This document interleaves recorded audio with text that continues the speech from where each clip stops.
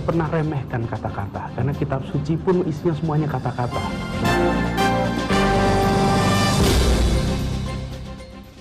Tokoh Indonesia Mengajar, rektor, menjadi menteri, sekarang kok pengen jadi gubernur. Apa proyek Anda sebetulnya? Saya selalu berpegang membawanya misi, bukan cita-cita untuk posisi. Karena saya percaya sekali kalau cara kita melihatnya itu cita-cita. Saya bercita-cita menjadi X. Begitu itu tercapai, selesailah sudah. Lalu apa cita-cita itu? Kalau saya bawanya misi, saya ingin ikut.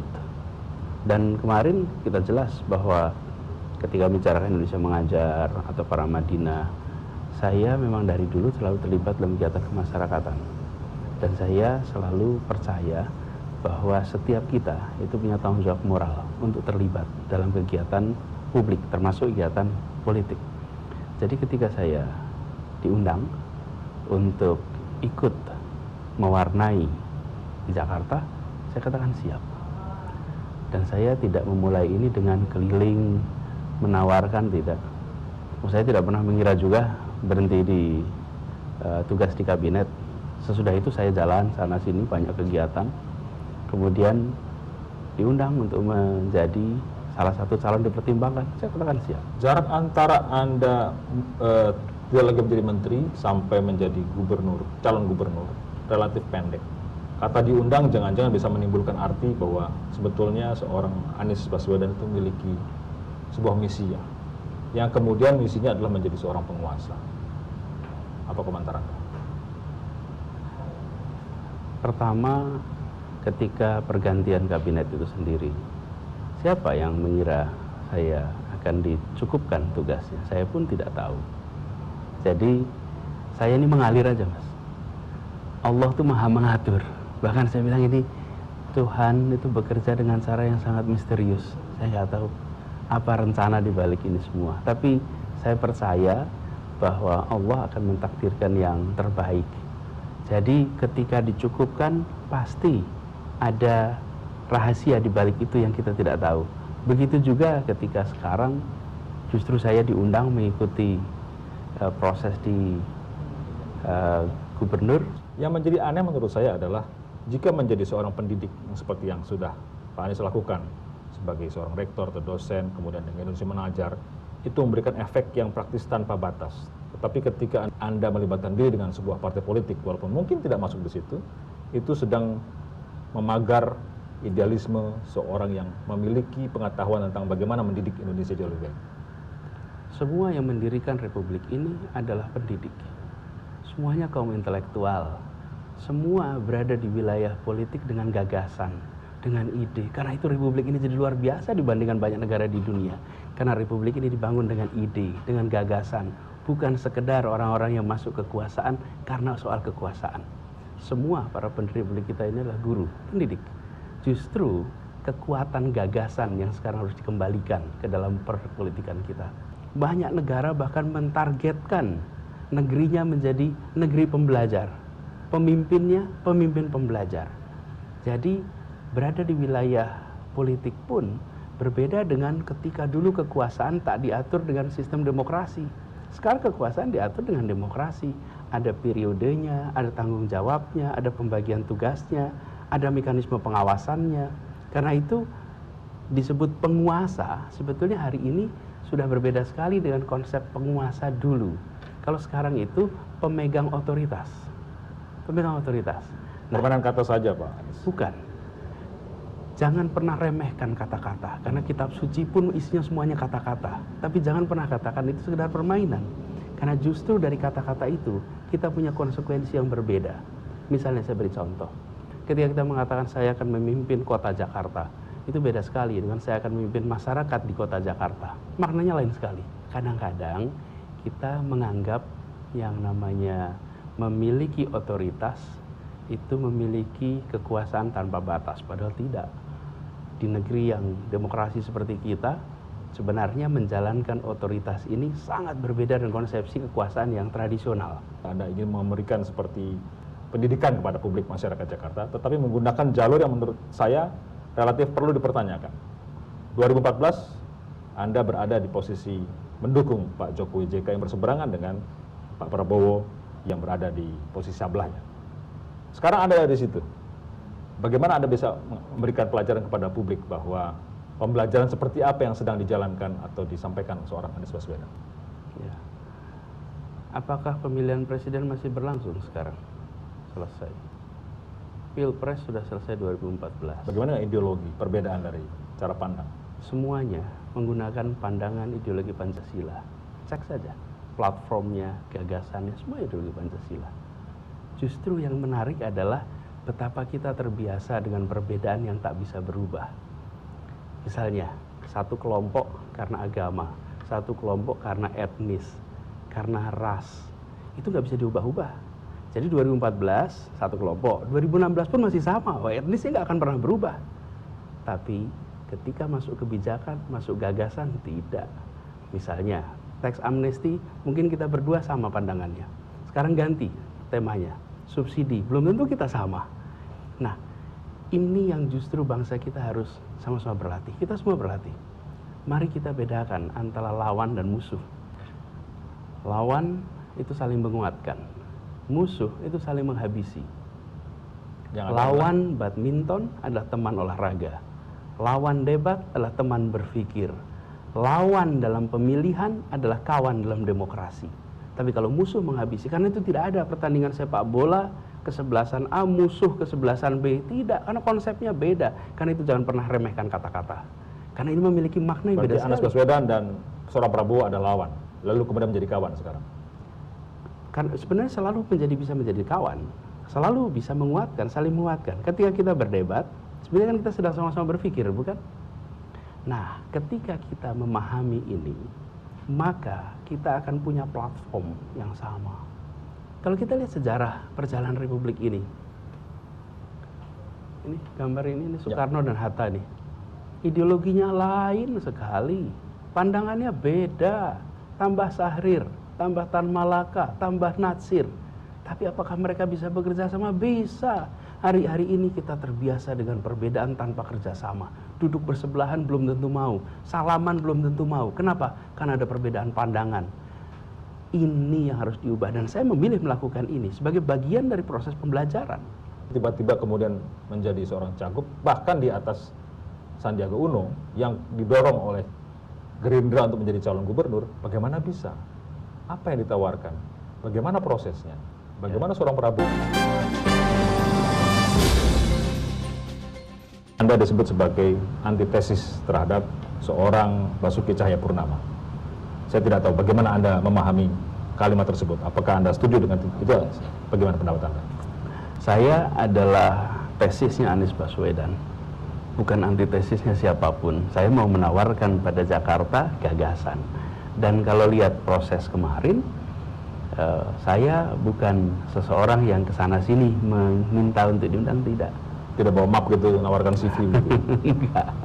Jadi ini kan unik juga, dan prosesnya adalah justru nama saya muncul di survei, lalu dipertimbangkan oleh para pimpinan partai, mereka mendatangi saya menanyakan apakah bersedia datang. Mereka datang pada Anda? Ya, datang. Lalu menanyakan bersedia atau tidak, bertemu Prabowo. Tapi ketika pimpinan partai itu mengundang saya jawab. Prabowo, seorang Prabowo yang datang pada Anda. Oh enggak.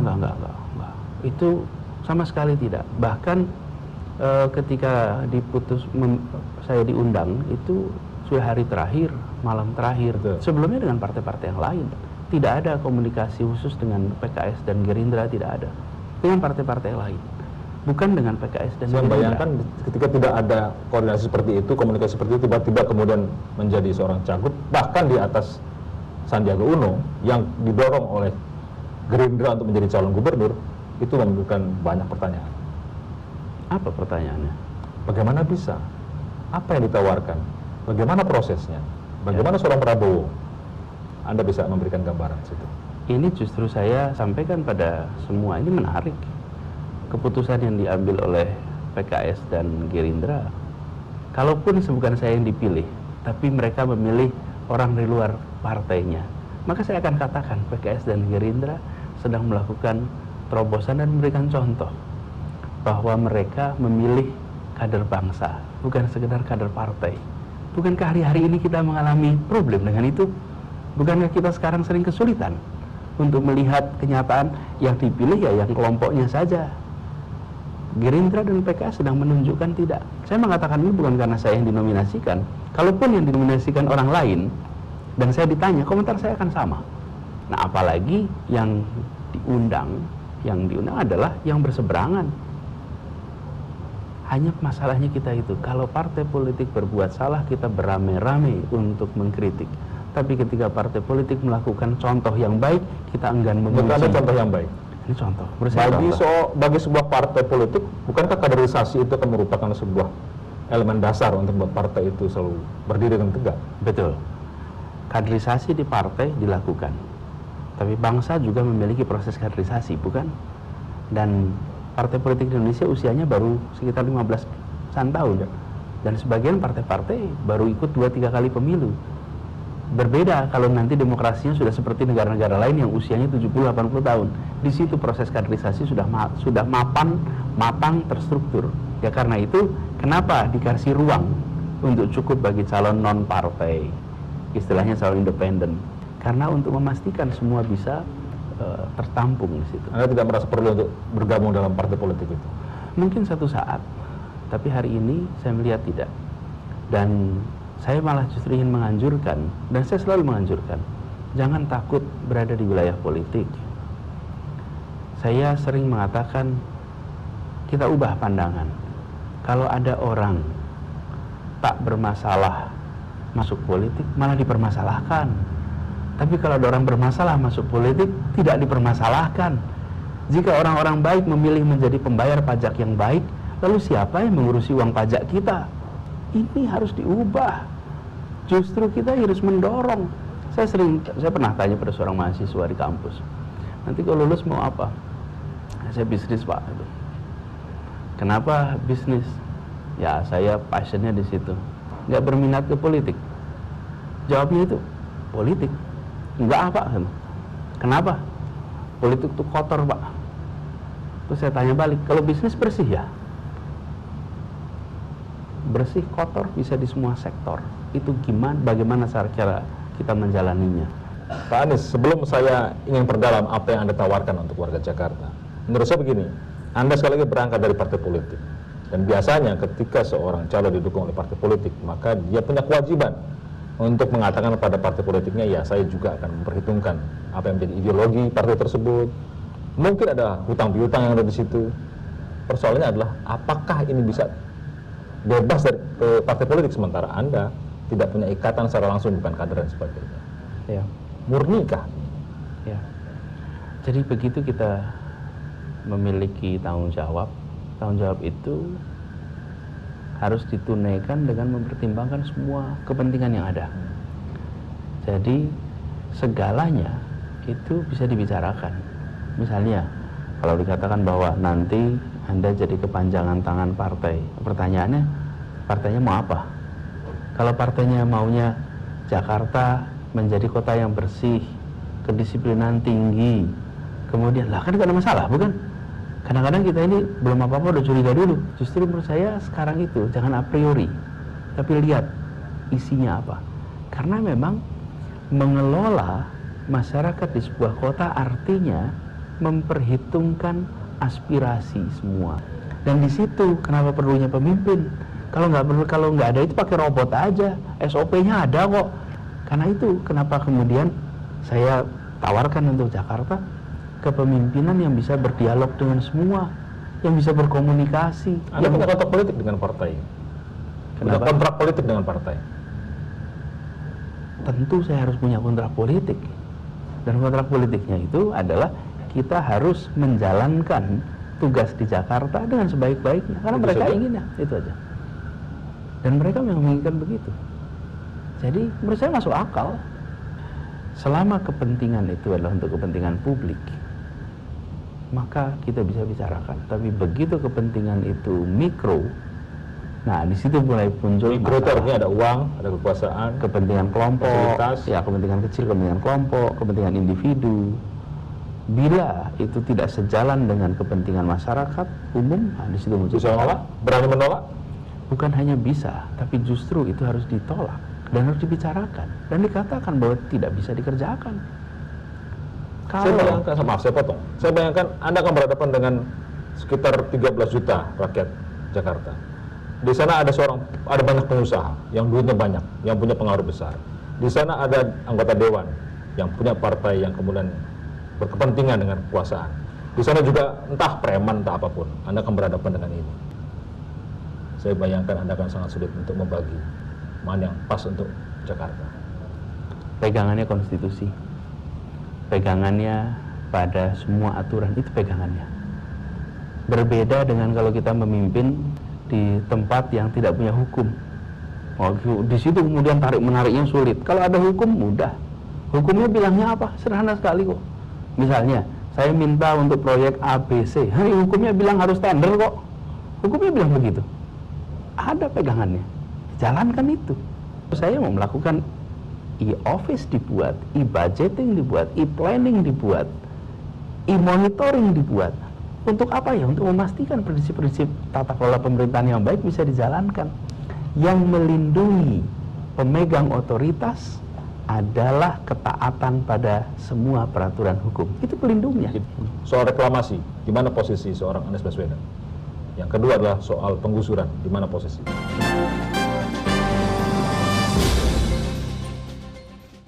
Soal reklamasi, di mana posisi seorang Anies Baswedan? Yang kedua adalah soal penggusuran, di mana posisi? Ya.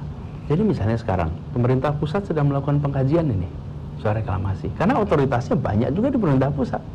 Dilakukan di Kementerian Keuangan, kemudian dilakukan nanti Kementerian Lingkungan Hidup, lalu Kementerian Kelautan, mereka selesaikan itu. Kita lihat nanti hasilnya seperti apa. Lalu yang kedua soal penggusuran misalnya. Akan muncul problem-problem atau keputusan-keputusan belum itu disetujui oleh banyak pihak. Misalnya, namanya penggusuran, penggeseran, atau relokasi, apapun namanya gitu. Kenyataannya orang harus pindah. Apakah pertama kali orang harus pindah selama 2 tahun terakhir? Tidak, sudah sering kok. Apakah di dunia-dunia lain, di tempat lain tidak ada? Ada kok. Yang penting adalah prinsip keadilan dipakai. Keadilan itu artinya ketika harus ada pemindahan, komunikasi dengan baik. Tunjukkan mengapa kebijakan ini harus dilakukan. Di mana kepentingan publiknya. Apa yang kemudian dilakukan bagi mereka yang diminta untuk pindah. Dan pindah itu bukan sekedar pindah. Apakah mereka bisa hidup dengan baik di tempat yang baru? Apakah mereka bisa mendapatkan suasana yang baik di tempat baru? Itu harus dibicarakan. Jadi menurut saya, kenapa akhir-akhir ini kita sering bicara tentang relokasi, penggusuran? Karena komunikasi yang tidak terjadi. Lalu yang muncul adalah pelaksanaan aturan saja. Saya sering katakan begini, mengelola kota Jakarta, mengelola masyarakat Jakarta, itu beda dengan mengelola real estate bernama DKI. Kalau mengelola real estate bernama DKI itu ya yang dikelola airnya, jalannya, lampunya, itunya. Masyarakatnya nggak dikelola. Loh, yang menjadi pemimpin di DKI itu mengelola masyarakatnya loh. Bukan mengelola infrastrukturnya kayak di sebuah real estate. Yang sekarang ini tidak. Seperti jadi, itu.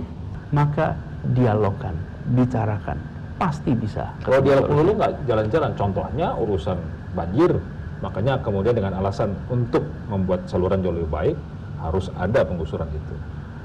Contoh baik dilakukan oleh Pak Gubernur Jokowi, bisa tuh pakai dialog. Lihat apa yang terjadi di Tanah Abang, lihat apa yang terjadi Pluit, bisa kok. Jangan a priori bahwa dialog itu kemudian tidak mencapai solusi, bisa. Karena itu saya dengan Mas Sandy justru ingin menunjukkan, lihat nih, kita ini berbeda loh dulu, sekarang kita bisa sama, kita mau bekerja sama, dan kita akan menjangkau mereka-mereka yang berbeda pandangan, akan berbicara dengan mereka dan sampaikan di mana letak kepentingan publiknya. Banyak orang mengatakan Jakarta butuh orang yang tegas, keras, bahkan kalau bisa dibilang tangan besi. Itu yang dilakukan oleh, terlihat seperti kata Pak Sadikin, Ali Sadikin, dan sekarang Basuki Cahayapurnama. Komentar Anda? Ya. Apakah tegas, keras itu kemudian harus menakutkan? Tidak, sama sekali tidak. Apakah tegas kemudian menjadi konfliktual? Tidak. Tegas itu artinya ambil keputusan dan tidak goyah. eksekusi, jalankan. Dan kita punya kok pemimpin-pemimpin, nggak usah jauh-jauh. Pak Presiden Jokowi tegas tidak? Oh tegas. Tegas. Apakah kemudian membangun suasana konflik, suasana melakukan? Tidak. Sama sekali tidak. Mungkin konflik dengan cara berbeda. Nah, jadi jangan cepat-cepat menyimpulkan bahwa kalau kasar berarti tegas, kalau membentak berarti berani. Jangan. Bahkan kita pernah punya pemimpin di Indonesia, namanya Presiden Soeharto, selalu tersenyum. Tapi adakah yang berani bilang Pak Soeharto itu galak, santun? Ada nggak yang berani mengatakan dia bukan pemberani? Oh, sangat pemberani. Ada nggak yang berani mengatakan dia tidak tegas? Oh, sangat tegas. Jangan pernah cepat-cepat menilai ketegasan dari ekspresi komunikasi. Karena ketegasan itu sikap. Jadi ketika saya ditanya apakah saya mengambil sikap tegas, ketika saya mengatakan saya bersedia, kurang tegas apa keputusan ini? Kurang tegas apa keputusan ini? Saya berhadapan dengan mungkin banyak orang yang tidak setuju. Dan saya katakan saya akan jalani karena saya yakin ini benar. Dengan tersenyum itu? Dan tanpa tersenyum. Justru kita harus bisa menunjukkan memimpin kota itu juga menjadi contoh bagi semua. Saya seringkali membayangkan betapa sulitnya jadi orang tua kalau anak-anaknya bertanya tentang orang-orang yang berada di wilayah publik dengan kata-kata yang belum tentu pantas untuk dikutip di ruang meja makan di rumah. Karena kata-katanya belum tentu patut. Kita tidak ingin anak-anak kita kemudian kebingungan melihat, ayah, ibu, boleh nggak saya ngomong seperti yang saya lihat di televisi? Yang ngomong siapa itu? Masyarakat, publik ada yang begitu, tokoh-tokoh masyarakat biasa jadi ada yang begitu. Nah, justru yang saya dan Mas Hendy ingin tawarkan ke Jakarta, melanjutkan yang sudah dibangun dengan baik. Kita nggak akan ubah, justru mau dikembangkan. Tapi kita akan juga menghadirkan suasana yang beradab, suasana yang berbudaya, suasana di mana Jakarta itu memayungi bagi semua. Karena masalah di kota ini nggak akan berhenti dengan pergantian gubernur. Sebagai contoh, lihat semua kota metropolitan di dunia, kereta apinya pasti penuh. Datang ke Jepang itu, waduh, kalau udah kereta api luar biasa penuh. Jalan macet, cari kota metropolitan lain di dunia yang nggak macet, semuanya macet. Tapi yang membedakan adalah menjalani kereta penuh dan bahagia. Ada perasaan nyaman, kemacetan dengan suasana positif. Jadi bayangkan kalau kita bisa membangun Jakarta ini sebagai sebuah keluarga, rasanya seperti keluarga. Tidak mudah, tapi bisa dilakukan. Mengapa? Karena kalau pemimpin hadir dengan pesan-pesan yang positif, daya tularnya besar. Tapi bila pemimpin hadir dengan pesan-pesan yang konfliktual, daya tularnya juga besar. Kalau pernyataan ini muncul dan kemudian terlihat di Jakarta, saya jadi bayangkan, mungkin Pak Jokowi kecewa atau menyesal telah memberhentikan seorang Anies Baswedan dari Menteri Pendidikan dan Kebudayaan. Kenapa? Anda menyampaikan sesuatu yang membuat orang tersenyum saat belajar, terdidik dengan baik, masyarakatnya berbudaya dan sebagainya, tapi justru kemudian hanya 2 tahun menjadi seorang menteri. Tuhan Maha tahu, saya tidak tahu rencana Tuhan di balik ini semua. Dan saya yakin sepenuhnya bahwa Bapak Presiden mengambil keputusan tentu dengan pertimbangan yang sangat luas. Dan saya ketika disampaikan cukup, saya katakan terima kasih. Saya diberi kehormatan. Sedikit orang di Indonesia yang diberi kehormatan untuk ikut mengurusi sebuah kementerian. Saya sampaikan terima kasih, apresiasi. Dan saya akan melanjutkan yang lain. Jadi saya percaya pada takdir Allah bahwa pasti ada hikmah yang besar. Sebagai seorang budayawan harus mengatakan seperti itu. Tapi persoalannya susah dimasuk akal, katanya hanya 5 menit Pak Jokowi bertemu Anda dan kemudian mengatakan terima kasih dan pengen jadi apa setelah itu. Ya. Hanya 5 menit. Ya, betul. Saya nggak ngerti. Kalau 5 menit itu bisa menjelaskan apa dari kata terima kasih dan pengen jadi apa setelah ini? Iya. Saya tidak pernah, jadi kalau saya ditanya mau jadi apa, saya juga nggak bisa jawab. Karena saya pun tidak pernah mengirakan cukup bertugas. Saya kan tidak pernah mengirakan sebentar, 2 tahun lalu selesai, tidak tahu. Jadi saya tidak mengungkapkan keinginan apa-apa, memang karena jika saya ditugaskan, saya siap. Kira-kira datang itu sudah dengan perasaan saya akan di PHK gitu, ketika bertemu atau dipanggil ke istana, Pak Anies? Karena hari-hari itu orang lagi bicara reshuffle. Saya sendiri tidak mengira akan ditelepon, tapi begitu ditelepon, Kira-kira saya tahu. Karena itu saya ketika dipanggil, saya juga tidak bertanya kenapa, katanya dan saya tidak ingin tahu. Itu adalah forum di mana Presiden menyampaikan keputusan. Sebagai seorang Bukan, dan saya menempatkan diri, ini adalah proses kenegaraan. Ini bukan obrolan di warung, bukan. Seorang kepala negara menyampaikan keputusan pada seorang menteri. Dan saya sebagai menteri menyatakan saya menerima keputusan dan saya siap menjalankan keputusan.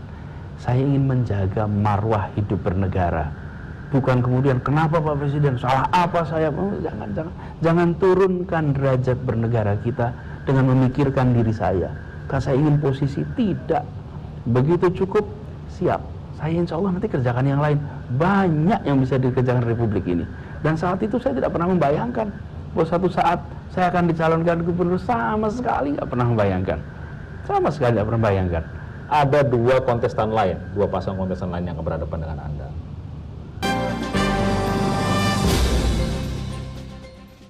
Pak Anies Baswedan, pertarungan akan segera dimulai. Anda tidak suka menggunakan kata musuh, tapi lawan, yang mungkin akan saling besi, menajamkan besi lah gitu kira-kira. Tapi intinya ada dua kontestan lain, dua pasang kontestan lain yang berhadapan dengan Anda. Yakin menang? Bismillah. Kita yakin bahwa masyarakat Jakarta akan memilih yang paling tepat untuk Jakarta 5 tahun ke depan. Saya yakin itu. Dan kita akan menawarkan. Yang kita tawarkan tentu program-program. Tapi jangan lupa yang dipilih bukan hanya kegiatan. Yang dipilih itu adalah orang yang akan memimpin, bukan sekedar kotanya, tapi masyarakat di Jakarta. Kalau kita melihat Jakarta ini sebagai sekedar kota, bangunan-bangunan, kota ini akan menjadi kota yang keras, kota yang tanpa rasa, kota yang tidak membuat orang merasa di rumah. Datanglah kota-kota metropolitan, orang merasa di rumah. Kenapa? Ada tempat untuk kebudayaan, ada tempat untuk kesenian, ada tempat untuk sastra, ada tempat untuk sejarah. Kota itu bukan gedung tempat orang mencari kehidupan saja. Di situ tempat orang berinteraksi. Kita justru ingin menawarkan, menambah Jakarta ini. Bukan sekedar pembangunan-pembangunan yang sifatnya memudahkan kegiatan profesi kita, tetapi membangun suasana yang baru. Di Jakarta ini, lihat dari Cililitan, Kampung Melayu, Jatinegara, kemudian Matraman, Salemba, Senen, itu adalah urat nadi perekonomian Jakarta ratusan tahun umurnya. Tapi coba datang ke sana, adakah tanda-tanda itu semua? Tidak ada. Mau dibuat apa di kawasan tadi itu? Bayangkan efek pada pariwisata ketika di tempat-tempat itu ditunjukkan beberapa titik saja, potret kedai, warung di era abad 16-17 misalnya, jauh sebelum kolonial itu datang ke sini. Mendadak kita bisa merasakan bahwa kota ini bukan kota yang dibangun kemarin. Kota ini punya sejarah panjang. Jadi poinnya adalah kita menempatkan perjalanan panjang Jakarta, membuat kota ini pun kota yang bisa dinikmati, diapresiasi, dan ada budayanya. Jadi Anda menempatkan urusan kemacetan, banjir di belakang urusan membangkitkan sejarah masa lalu. Kalau dibuat itu harus dilakukan bersama-sama. Tidak bisa kemudian kita mengerjakannya, semua harus dikerjakan sama-sama. Ini penanggulangan banjir sudah ada programnya. Yang perlu ditingkatkan adalah efektivitas pelaksanaannya. Karena sebagian dari program-program itu dilihat dari serapannya ternyata belum optimal. Didorong itu. Masalah kemacetan, sebagian proyek untuk menangani itu sudah berjalan. Jadi kita bukan mau mengubah prioritas, kita mau menambah dari yang sudah dikerjakan. Dan begitu effort ini ada, suasana kota itu berubah. Di rumah kita saja, kalau suasana rumahnya itu menyenangkan, suasana rumahnya itu orang berinteraksi, nyaman kok, belum tentu ada AC-nya. Mungkin aja panas, tapi kalau orang yang berada dalam rumah itu merasakan suasana yang positif, berubah. Itu yang saya ingin dorong di sini. Saya kebetulan tinggal di kampung. Fasilitas publiknya nggak banyak. Apa sih susahnya membuat tempat bermain untuk anak-anak yang nyaman, yang menyenangkan, yang permainannya sederhana, minim sekali. Lapangan sepak, lapangan futsal, lapangan voli, Pemda siapkan infrastrukturnya, maka mendadak tempat itu menjadi ruang interaksi. Jadi yang dibangun adalah suasana interaktif di masyarakat, suasana kota sebagai tempat berekspresi, di samping menjalankan yang sudah ada. Karena itu saya garis bawahi dari awal, saya ingin meneruskan, mengembangkan yang sudah dilakukan 10 tahun terakhir ini. Pak Anies yakin dengan itu tampaknya. Apa yang menjadi konsep itu akan bisa dimakan oleh orang Jakarta, calon pemilih. Tapi satu faktanya, itu masih berupa konsep. Satu. Yang kedua, kontestan yang lain sudah punya sedikitnya 1 juta pendukung lewat pemberian KTP dan sebagainya. Apakah yakin dengan konsep tadi itu akan bisa mengalahkan dua yang lain? Ya, saya percaya masyarakat Jakarta menginginkan suasana Jakarta yang lebih baik. Karena itu yang ditawarkan lebih dari sekedar program-program yang diselenggarakan pemerintah saja, tapi justru mengajak seluruh masyarakat. Sebagai contoh, soal sampah misalnya, yang kita bicarakan tuh hilirnya, bagaimana membersihkan sampah dari sebuah tempat dipindahkan ke tempat lain. Tapi sudahkah membereskan soal sampah itu dimulai dari tiap rumah tangga kita? Belum. Pokoknya yang penting masukkan tempat sampah, nanti di ujung pemerintah yang ngurusi, nggak akan pernah selesai. Kita harus mengubah itu semua. Nah, saya percaya masyarakat di Jakarta akan bisa melihat, karena sebenarnya membandingkan.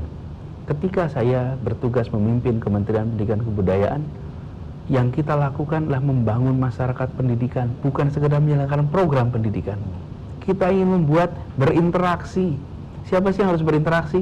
Ya semua aktor-aktornya. Orang tua berinteraksi dengan guru.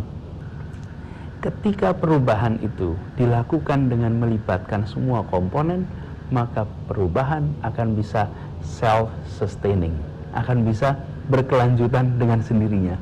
Tapi kalau perubahan itu hanya dilakukan oleh pemerintah, Pemda, maka begitu Pemda nggak mengerjakan, habislah programnya.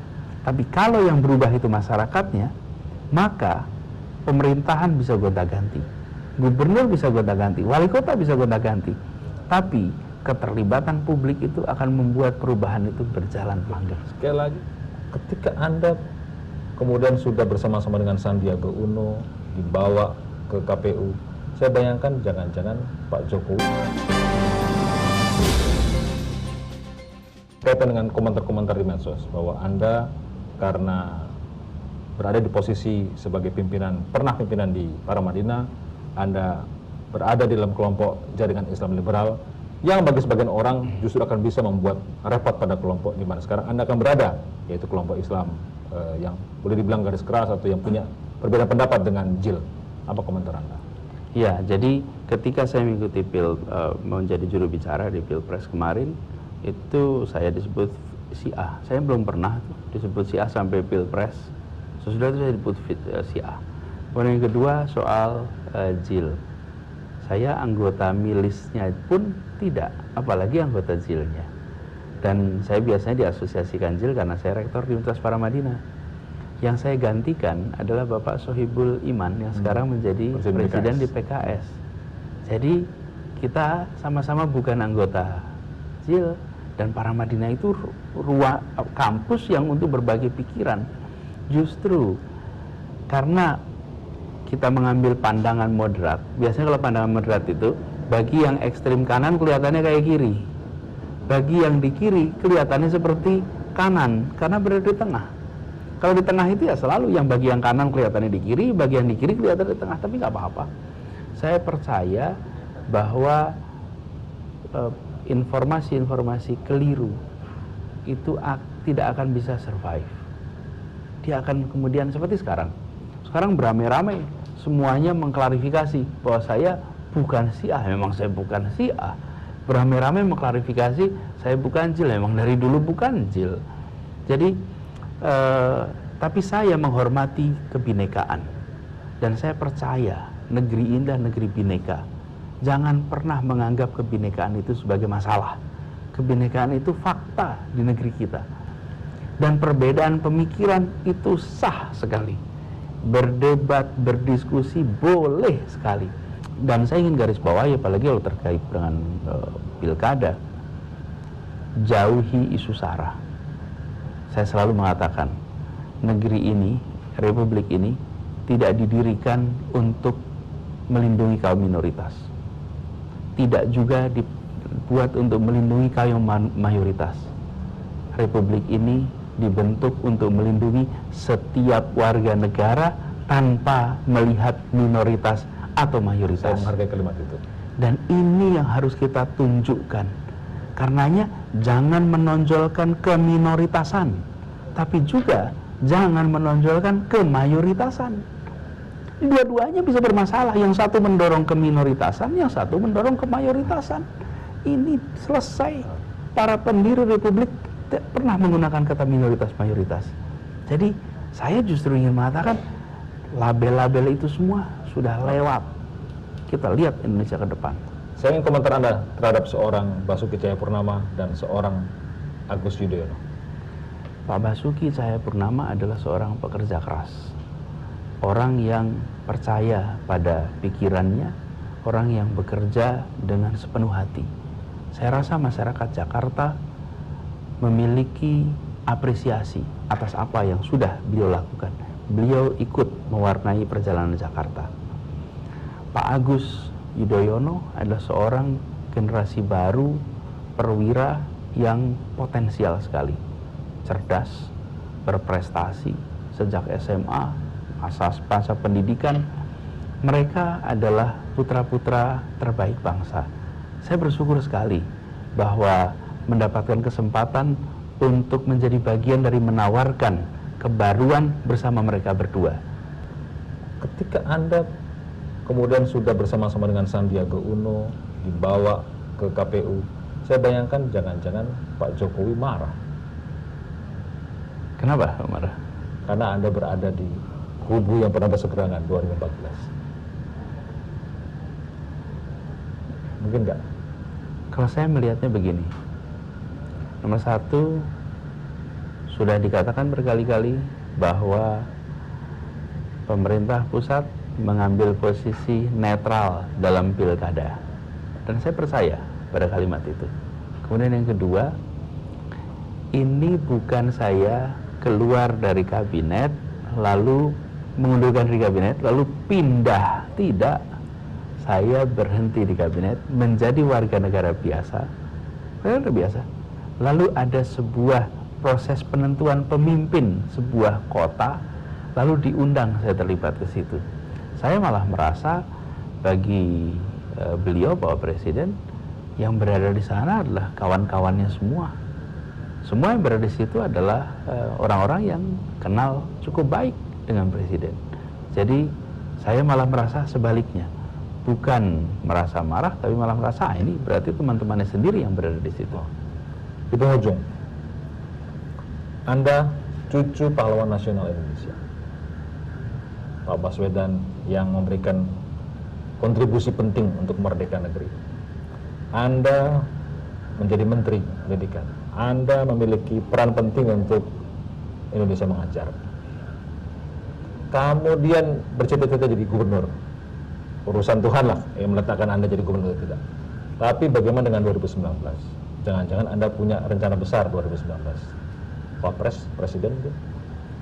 Jangankan 2019, bulan Juli aja saya tidak pernah mengira akan ikut di Pilgub Jakarta.